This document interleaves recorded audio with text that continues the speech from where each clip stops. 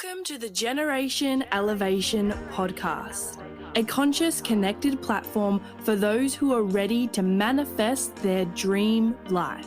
I'm your host, Elise Riley, a former PT, now motivational speaker, igniting empowerment and transformation all across the globe.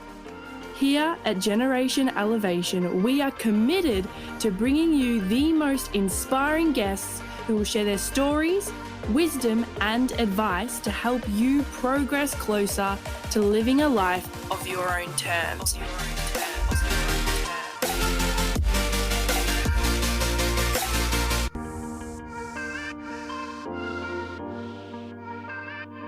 What is happening, guys? Welcome back to another episode of Generation Elevation. Today, I would like to introduce you to a really magical guest. And this woman I have known for a few years now, and she was actually one of my clients' mum. And I heard about her through the grapevine, and I just thought, you know what, I need to see her. I need to have a conversation with this woman. She is a clairvoyant medium and angel healing therapist. Born with this ability, she uses her gifts to help empower people so that they may make the best of this life. So with that said, I would like to introduce to you Simone Patrice. Hello, Simone. Hello. How are you going? I am amazing. How are you today? Yeah, really well. It's lovely to see your gorgeous face. Oh, thank you. I'm so excited to have you here. It's been a journey. Thanks. I'm really pleased to be here too. Yay. Okay, so I start my podcast with a few little questions to get started. So my first question is to you, what are you grateful for this week? Many things. I'm grateful just to be alive, to be honest. I think people underrate the intention of being happy in everyday life and just being alive. So I think that's one of my most grateful moments, I think. Yeah. I love that. Amazing. And what is something that you learnt this week? Geez, that's probably to do with that dogs, this is nothing to do with spirituality. That's okay. I had to take my dog to the vet and I didn't realise he's entire male, he's still got balls. Yeah. And I didn't realise they had prostates and he's got a prostate issue. Oh. So that's probably something new that I learnt this week. I love that. Well, you learn something new every single day. Yeah. So that's really cool. I suppose it's not relevant to what we're here for. That's okay. That's okay. Yeah. It's still something new. Yeah. So what I wanted to do for this episode is, I guess, enlighten our listeners on how we both met, and then I'd love to delve into your story and how you got to where you are today. Sure. Cool.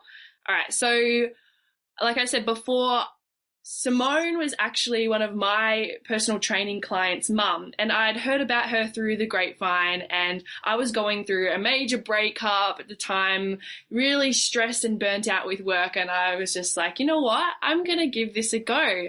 And I heard about you being a psychic and a medium and heard really great reviews from around town.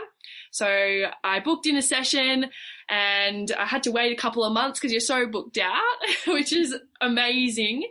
And I remember that session literally changed my life, like sitting there with you, and you told me everything that I needed to hear at that time. And I remember what you said. You said to me, Elise, I need to be careful what I say to you because you hold on to words. Yeah. And which is great because that means that I went to the right person, because if I went to some other psychic, potentially they could have told me something that may have not been beneficial and the right time for me to hear. Yes. So I remember you told me lots of things, and a lot of things did come to fruition, such as not being with my partner and where I am currently in my business as well. So I guess I would like to delve deep into your story, as you said that you've had these abilities and gifts since you were born. So tell me a bit about that. I was always a very happy, jovial child, always being very optimistic. I think I get that from my father. But when I was little, I did have encounters with spirit. You know, I'd be lying in bed and trying to go to sleep, and I'd have someone hovering over my bed saying hello, and these apparitions started speaking to me. Some would pass me without even speaking, and they'd go through one wall, go through the other. And being a kid, you think, I'm dreaming. And, of course, when you tell your parents, they go, oh, you're just dreaming. So the first thing I did is get up and turn the light on, and I stamped my feet really, really hard because I thought, well, I'll wake myself up if I'm asleep, you know. Yeah. Of course, did that, woke myself up, turned the light off, got back into bed, and I'd get hello again. And they'd be right there next to my bed and speak to me. I think my parents were very sceptical, but now they say to me that we knew something weird was going on. We just didn't know what to do about it, so we shut your door. Right. Yeah. So I've been a medium and a psychic my entire life. I was always interested in, the spirituality of stuff. Even as a little girl, a young girl, I had a nickname called Cosmic when I was about 13 because I was reading palms. So, yeah, I've just always had the gift. And it wasn't until I got a bit older that I started pulling out a deck of tarot cards and reading them. Now, I don't really read tarot anymore. I'm more channeling, but the tarot cards really enabled me to connect to my guides and my angels in order for me to bring through messages for my clients. Yeah, amazing. And for those listening, because you definitely got me started on my spirituality journey. So what does spirituality mean to you? Look, I'm not a fake.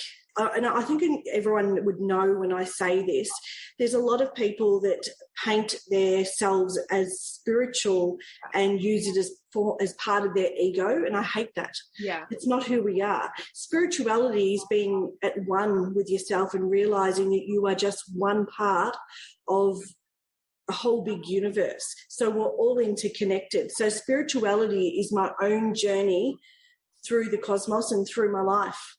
Yes, incredible. And through your life, you mentioned that you had the nickname Cosmic. I would imagine that through school, like, did people question your abilities and potentially, like, did you ever get, like, haters?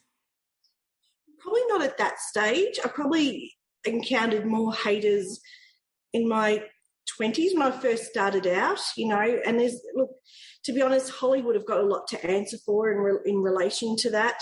They depict psychics as charlatans and people that can tell the future and they don't really know the context and what it takes to actually channel messages as well. So, it's a weird thing.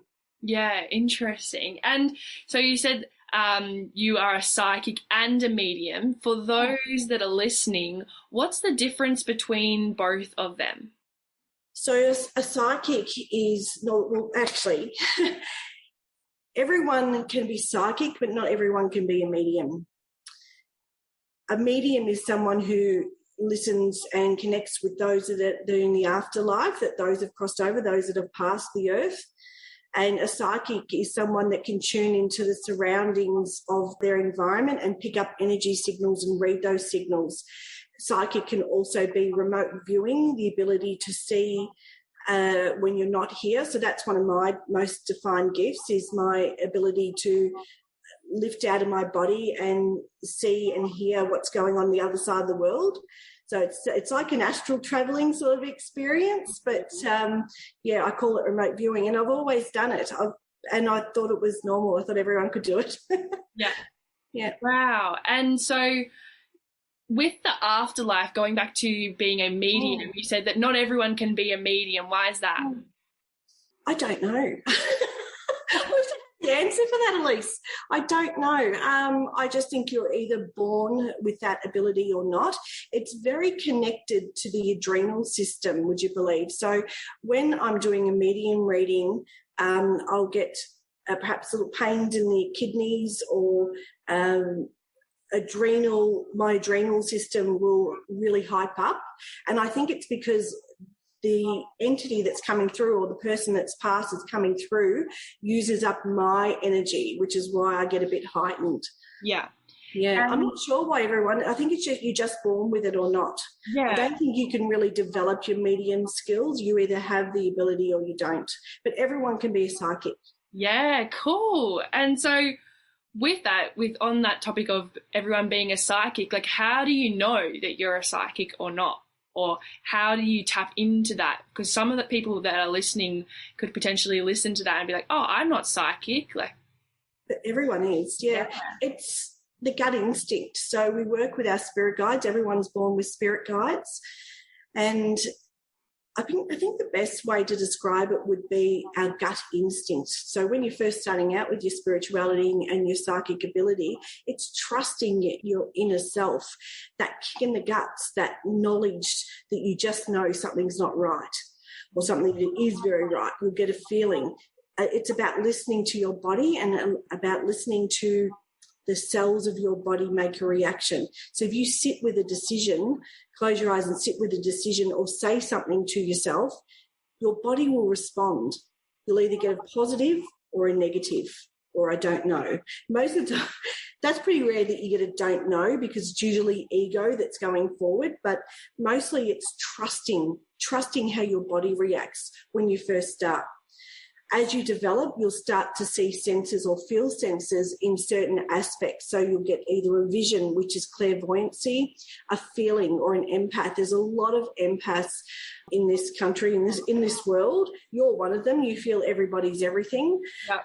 And it's, empaths can be someone who watches a news broadcast about something awful and they're crying like it's them who've been affected. That's an empath. Yeah. There's a difference between sympathy and empathy. Yeah, for sure. And what other psychic abilities are out there as well? Because you said that you can astral travel and you can see and feel. Are there any other ones as well?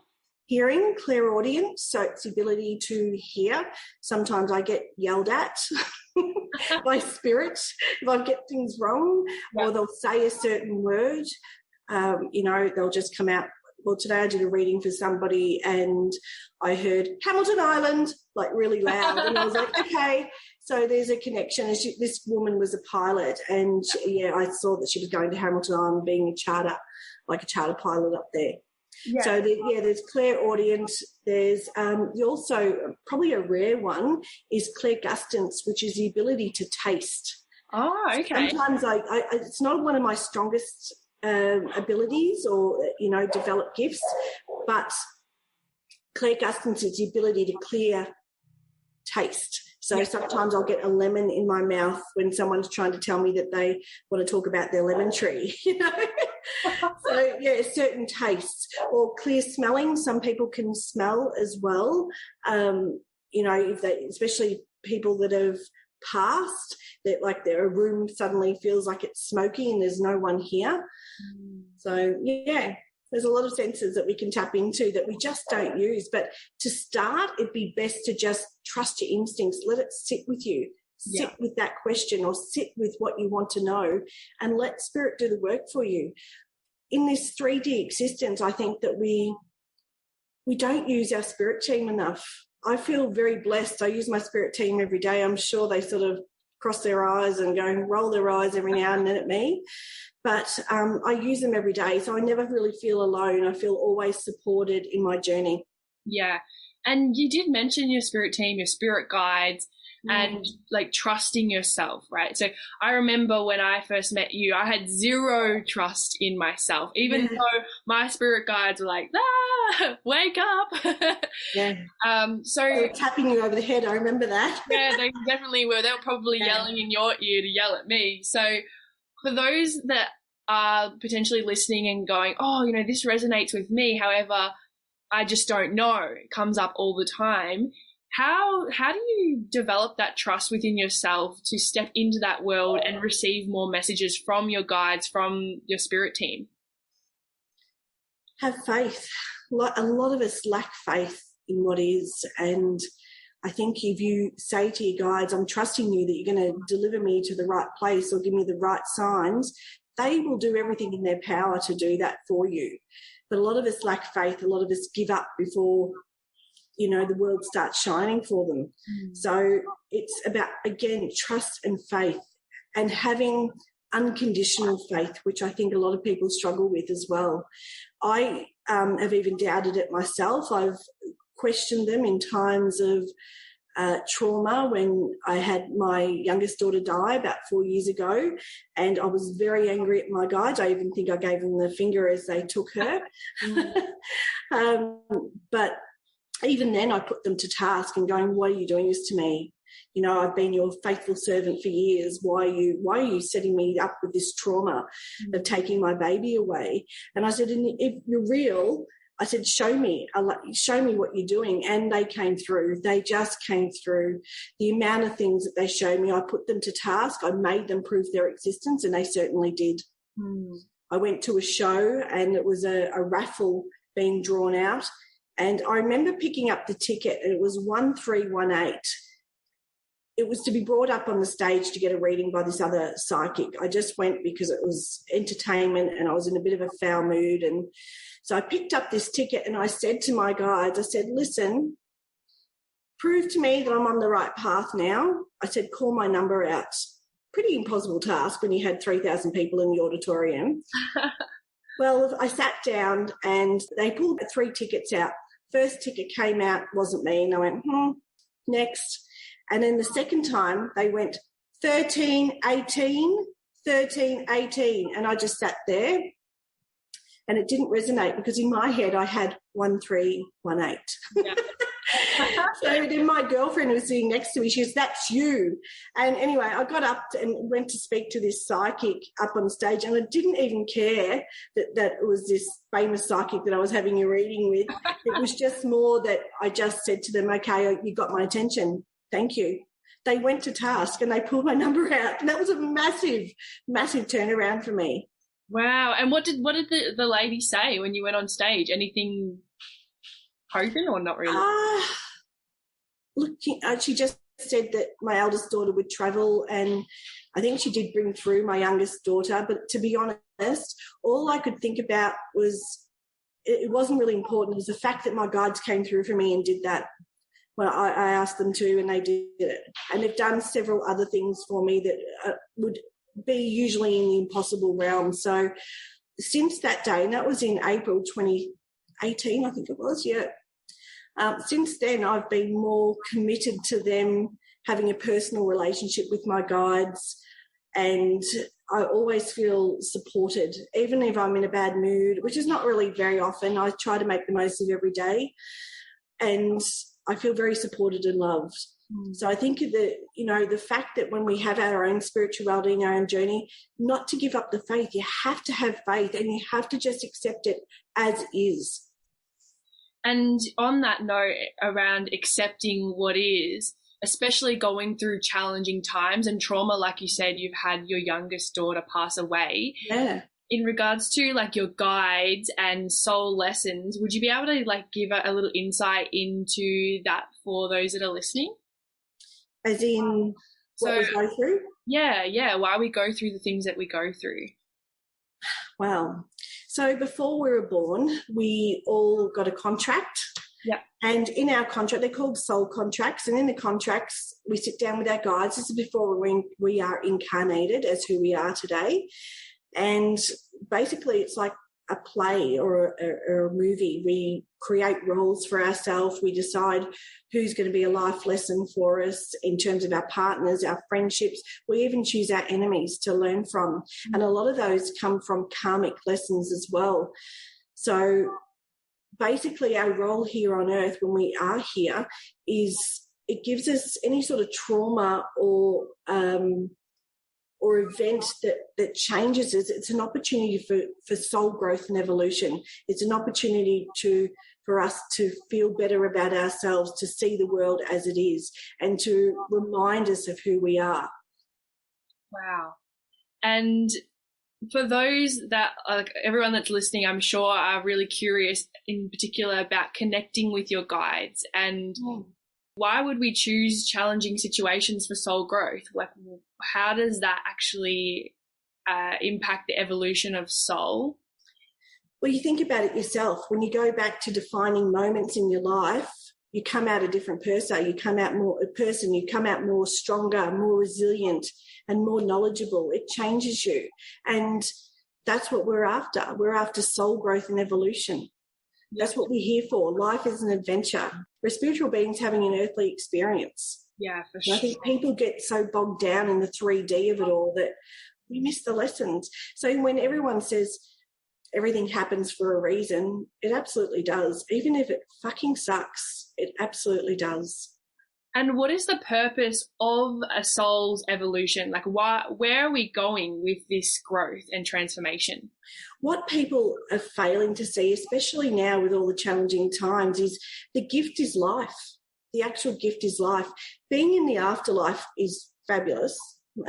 I never get anyone saying, I hate it here. They absolutely love it. And to be honest, the afterlife is very much like Earth without the heaviness and without the problems.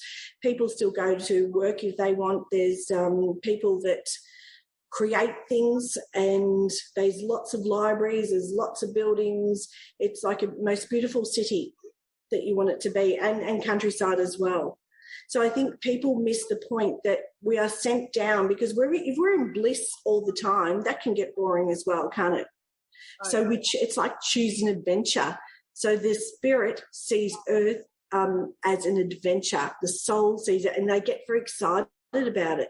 And even interestingly, even the people, and I'm sure I did, I can't remember what I was like in between lives, but signing up for this life lesson on losing my daughter was something that my soul probably got very excited about, because the growth and evolution that I would produce going through that would be, exceptional. Yeah. And I can definitely obviously resonate on a different level in regards to trauma and challenges that I've gone through. You just come out a completely different person. So I can agree with you there for sure. Yeah. And because you are medium, are you able to connect with Lily at all? Yeah, I am. Yeah. That's really cool. She's been instrumental in getting my healings done. I've learned new techniques of healing. When people are on the healing table, I've learned new techniques that have been channeled through her. Lily, it turns out, is quite a very high vibrational spirit. Most mediums find her very easy to connect with, and she makes her presence known. Again, she manipulates things and makes me see signs that she's around all the time, and I only have to ask her and she will do something for me that's just blows it right out of the water and really removes any doubt that she's existing.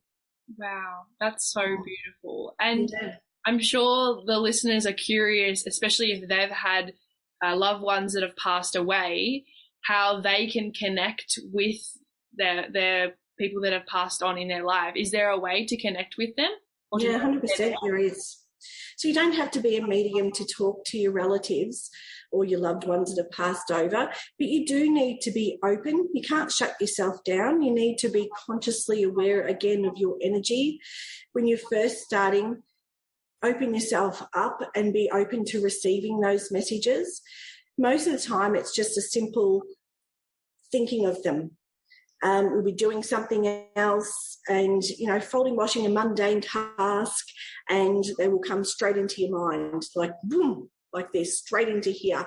And you'll think, I'm thinking of them. And some people may get upset, or they may smile at their memory of their loved one. But what it actually is that loved one stepping into their auric field, the energy bubble around us.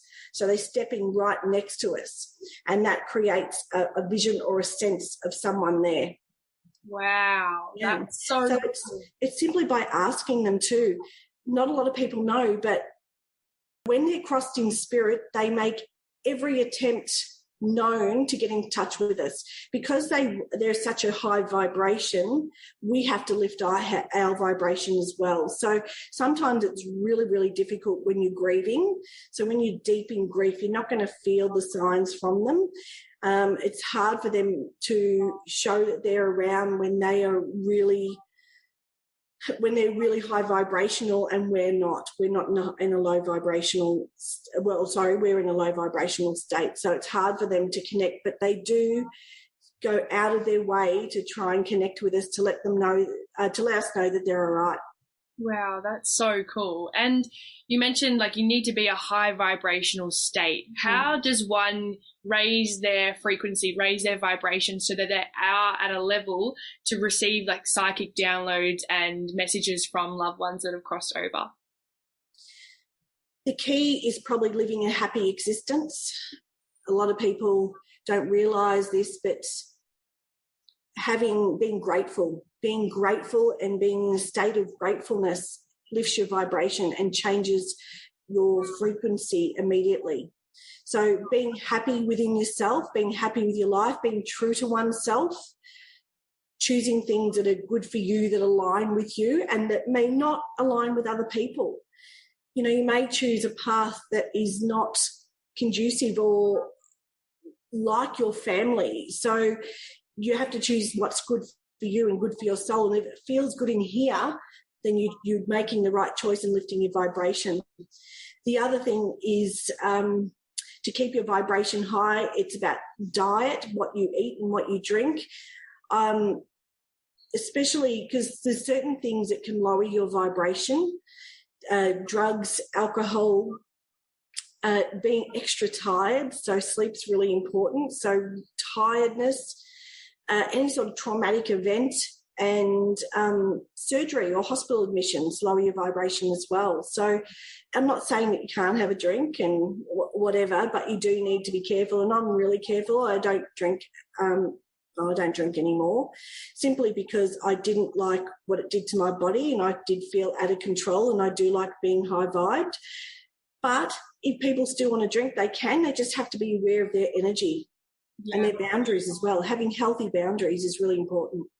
And because I resonate with that entirely. Someone gave me the example of this the other day of being at a festival and then being in a hospital. And people say, oh, I can't feel energy. And the ones in the room that couldn't feel energy were like, oh, yeah, that makes sense, because the energy in a hospital feels really like low versus being at a festival where everyone's happy and high vibe. 100%, yeah. Yeah, for sure. And I'm already weird enough. I don't need alcohol. Yeah. Well, yeah, I recently, I haven't had alcohol in so long, purely for that reason, is just because I found that whenever I did drink, it was mainly to fit in with other people, and that in itself was a low vibration and not setting boundaries, leaving my energetic field open to whatever. Yeah, and that's really important. Yeah. To try and keep your energetic field clear. Yeah. To be able to connect with your relatives. Yeah, for sure. And I remember you told me once, you said that, Elise, you are vibrating so high, you're like a mosquito lamp. And when you're so bright, you're shining so bright, you can attract all the good things, and then also potentially other things might come and try and be attracted to that light. So can you explain that a little bit further as well? There can't be darkness without light. There can't be light without darkness. It's polar. And when you are a high vibrational being and you work hard at eating high vibrational foods, and it doesn't have to be you can still have Macca's and KFC if you want, but it's about blessing that food and creating intention with that as well. Like saying it, energy is all there is. So if you state your intention to your Kentucky Fried Chicken burger and say you're going to nourish my body and I bless this, you're actually lifting the vibration of the food. But just clean eating usually would be really good to start with. Lots and lots of water, and avoiding things that solidify our pineal gland or a pineal gland. And a pineal gland is a direct tool that we use to connect to the other side. So I avoid certain things, medicines, things like that can solidify this as well. Yeah, right. I have heard about that kind of stuff too, so that's really interesting. And in regards to raising your vibrational frequency so that you can receive downloads and you are clear, is this helpful for when manifesting as well? Oh, 100%. Yeah. One doesn't go without the other. Yeah. One doesn't go without the other. So you were just saying, and I think I skipped that completely, what your question was with regards to lifting your high vibration and attracting high vibrational people. You attract what you are, not what you want. And I think that's the most important thing that you can ever remember. If you remember anything from this podcast, I want you people out there to remember that you attract what you are, not what you want. So lifting your vibe is wonderful because it does put you in a state of attracting abundance and manifesting what you want about when you keep your vibration high. The part of it that you're referring to is that sometimes the beings, and this usually happens in romantic relationships, where high vibrational beings attract people that require healing, that are on a low vibrational frequency, and people go, well, how can I be attracting this partner because I'm high vibing, so how can I do that? The dark will always look for the light. Yeah. And so people will draw to people who are high vibe to get healing. And sometimes, especially if it happens in romantic relationships, you can understand the entanglements that creates, and usually can end in disaster. Yeah, for sure. And so for those listening that are potentially in a relationship like that, and then they're not quite sure, like, whether they're the one needing the healing or vice versa, what would be like your advice for those people that are listening? A lot of people that are vibing high and have that kind of relationship, they find it very one-sided, where that person is taking, the lower vibrational person. So what I suggest to people that are in relationships that authentically and really do love their partner is become the lighthouse. Become the lighthouse. Just like boats coming in from the harbour, remain still, be the lighthouse, make sure you don't lower yourself, but you stay in the state of that lighthouse and let that person draw and lift to that vibe. We don't like seeing when one person's vibing here and another person comes in there and this high vibing person lowers themselves to it. We want to see this person lift, and the way you do that is with the lighthouse. So processes such as giving that person tools to manage themselves rather than saving them from every situation, giving them tools and living in a way that's authentically true to themselves. So this person goes, okay, well, I'm going to live like that. And you've all heard the saying that if you sit with 5 millionaires, you'll become the 6th.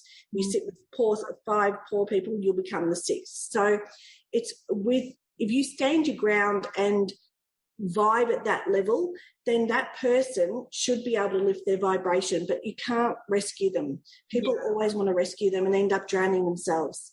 Yeah, wow, that is just gold right there. And I wanted to also, does that have a link with then soul contracts and that the movie that our soul chooses for us when we 100%. incarnate? Yeah. 100%. Yeah. So that's why some people get really stuck on people that they know that not good for them, but they know they have to play it out. There's what I call karma left unfinished karma that they need to sort out. And that usually happens mostly. Sometimes it can happen within friendships and sometimes it can happen within a family dynamic, but usually it's with a romantic relationship. Yeah, and it's so traumatic and hard. But once you've gone through some hard stuff, you don't sweat the small stuff anymore. And I think you know that. Yeah, 100%. And with that, does that relate to, like, what's your take on soulmates? Right. Okay. I believe that there are, or what I hear from spirit is that we can have several types of soulmates. We can have romantic soulmates. And there's probably just 1 or 2 romantic soulmates, but we also have karmic soulmates and past life soulmates. So that can be in a form of romantic relationships, and it can also be in form of platonic relationships as well. Yeah. The difference between soulmates and twin flames, I'm not sure if you've heard that concept before, twin flames. I have heard of it. I have no idea what it is. So it's believed that we are incarnated as dual, like the dark and the light, or 1 and 2, and that we split just like twins. We split when we're here in Earth. Sometimes only one twin is incarnated, but sometimes both of them are incarnated. And usually what happens with twin flames, it's not people romanticize twin flames. It's my romantic twin flame, it's the best ever. And it's not like that. But your twin flame is a mirror image of you. So if you have things you don't like about yourself, you're going to see that in your twin. Wow. So twin flame relationships are very difficult to navigate, and usually when they're incarnated together, usually have great obstacles to overcome in order to be together, like usually age differences. A 19-year-old and a 45-year-old man who's married, those kinds of things. Yeah. And they're very connected.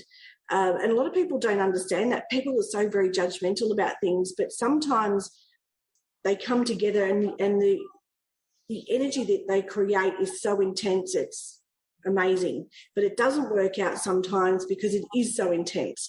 So you have to be ready to meet your twin flame. If not, then it can all go to shit. But if you are ready, you can change the world together. It's usually you have a lot of service work to do here on Earth. And a lot of the twin flames that are incarnated are usually in a very strong people representative roles to influence others. Wow, that is so amazing. And so this is all basically this whole theme of what you've been saying, Simone. It comes down to energy, right? And the frequency that you're vibrating at, yeah? 100%, yeah. Wow. And I would love to ask you one last question before we wrap up for today. But before we do, I would love to share with my listeners, where can they find you? So I'm on Facebook, Simone Patrice, clairvoyant and medium. I have a page, and I'm also on Instagram. I think I'm Simone Patrice Psychic Medium there. Amazing. Yeah, I'm not great on Instagram. I've got a few followers, but I don't really know what I'm doing. I'm still learning the jingle of that. But yeah, you're welcome to find me on there. That's okay. Well, I'll pop all the links of all your details down below. And with the last question for today, I feel like I'm going to have you, and I'm going to need to have you on a couple times throughout 2022, because this conversation has been amazing. I've learned so much, and I'm sure everyone listening has learned a lot too and want to hear more of you and see more of you. So with that said, for those that are listening, what would be your number one piece of advice for them today? Be yourself and live life to the fullest, because you're not guaranteed of tomorrow. And see life, I think, as a journey and a gift. It's very hard to do that when you're in the midst of crap, but try. Wow. Thank you so much, Simone, for coming on today. It has been an absolute honour to have you here, and I'm so excited to see what amazing magic you do for 2022. And yeah, I love you so much. Thank you. I love you too. Thank you. Thanks for having me on. I loved it. Thank you for being a part of the Generation Elevation community. If you enjoyed today's episode, make sure to leave a 5-star rating, written review, share, and tag me on Instagram at elise.riley. Until next time, keep loving, keep learning, and keep rising.